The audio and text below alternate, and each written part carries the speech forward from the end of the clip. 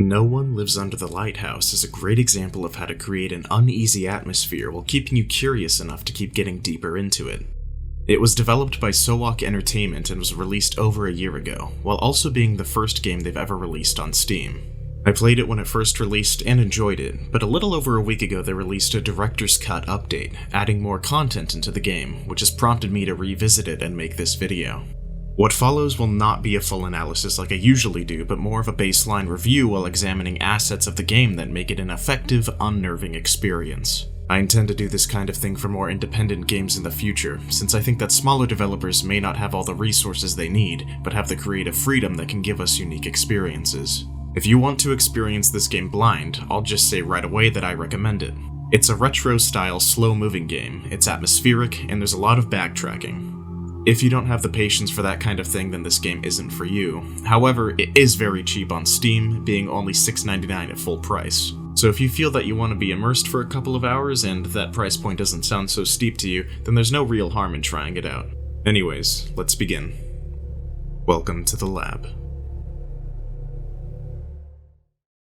This game tries to capture the feeling of finding an old, mysterious game that you have to boot up to discover what it holds.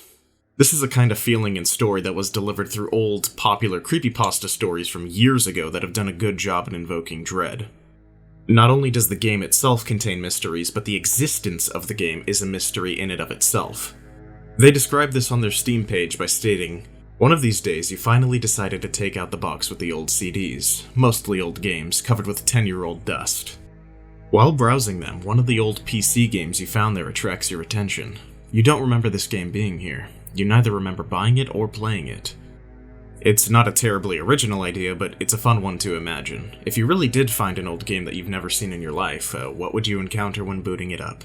Unfortunately, the game itself doesn't ride with this idea. It makes slight attempts to poke at the fourth wall, but they aren't really clear or effective. But the game does have its own mystery that keeps it interesting.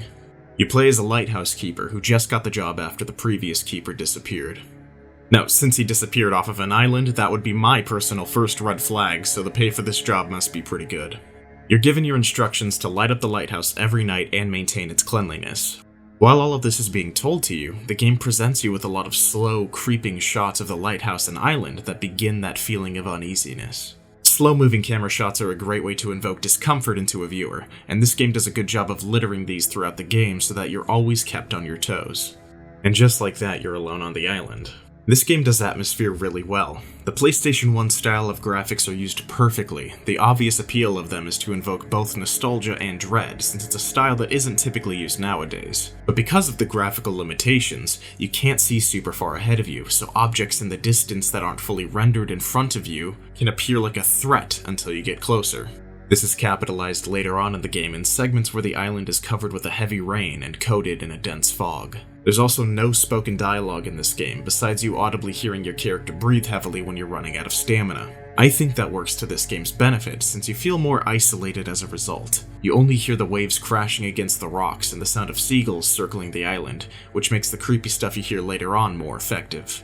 The regular, simple sound effects, such as walking on wood or stone surfaces, placing objects, and drowned-out music, complement the isolated atmosphere as well. You're making all of these sounds happen.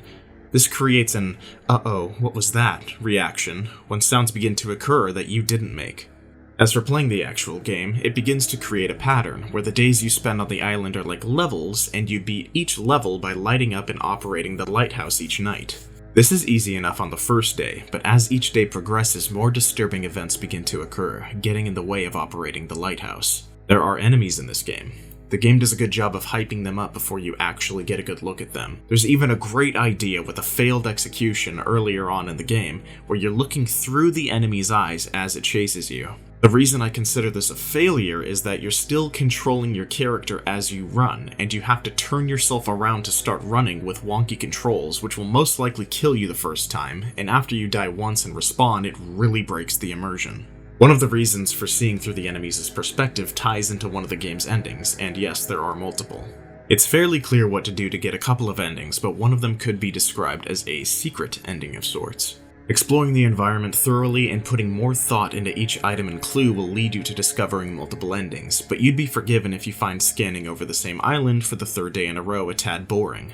I personally enjoyed the environment and atmosphere that was created, so I didn't really mind walking across the island a bunch of times. The day-by-day cycle eventually gets broken with the game's climax. The disturbing events you witnessed reach an ultimatum, and questions about the island begin to get answered as you go through dreamlike sequences and begin to question what's real and what isn't. The cyclical nature of the game plays a part in the overall story, and while the story presented isn't fully cohesive or makes a lot of sense, what is here is communicated well with minimal dialogue.